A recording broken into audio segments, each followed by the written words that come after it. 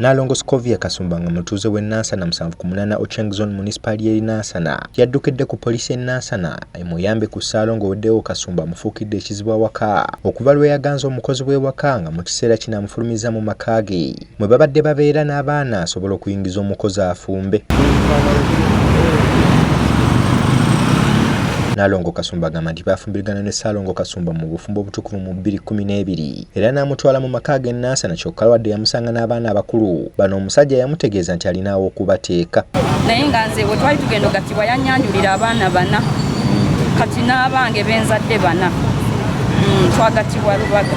Nalongo ategeeza nti Ssaalongo bafuna obutakkanya ng'abafumbo ng'omusajja amuteebereza okubeera n'abasajja abamuganza kyokka baabituulamu ne bazadde baabwe ne babimala kyokka ekyamujja enviiri ku mutwe omusajja kwe kusalawo n'aganza omukozi era n'amuggyawo era wano we wava kanaaluzaala. Naye ekitaali ekituufu kuba yayita n'abazadde ne babeerawo kati abazadde bwe baaliwa ne bamutuuza n'agaana okuwulira ye n'agamba era yawasa alina mukyala we twali tuzimbye amahema suuliita nga tusuubira okuba nga we tugenda osengukira kati ekiseera we kyatuuka ye n'awasizaamu omukyala oyo kati ebyokuddingana byo ne birema. Ono amusuubiza nga bw'amutwala mu maka g'alina emasuuliita wabula ategeezezza nti eno waliyo abagalimu. Yewasiza omuwala yali house girl so nsaba kuyambibwa ate wawalala wagamba mulimu nyumba ya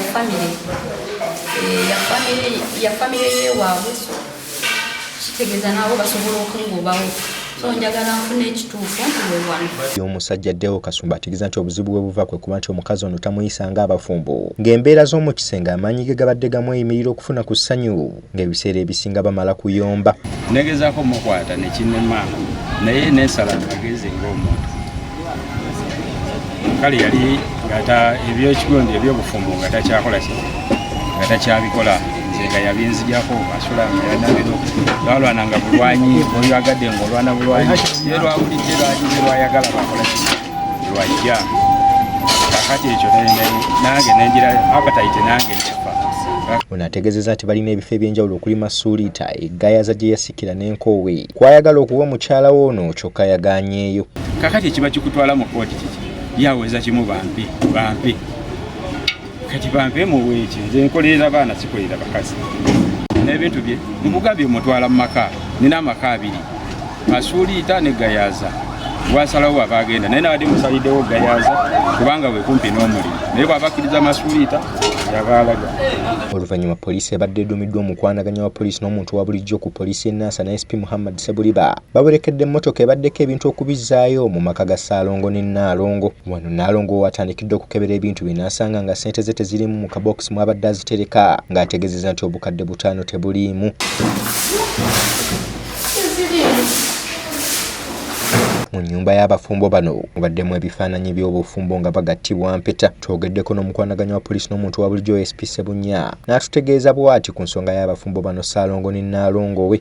Abaddewo obutakkaanya omwami n'omukyala nekabala basooka bakakkanya omwami addamu alimutwala naye omukyala sooka tubakakkanya omukyala sookadde mu omwami wamutwala era tukamuvula okusinga omujja mu bujja era sooka tumukomyawo ejja kubasuulaba nti tubagoberera tumanye obufumbo bwabwe butambudde butya dda bali batya kubanga tufa nnyo ku baana bano abato ng'ebikolwa bino birabibwa abaana bato bibaleetera obukyayi mu mutima n'okubeera nga bamukizibu.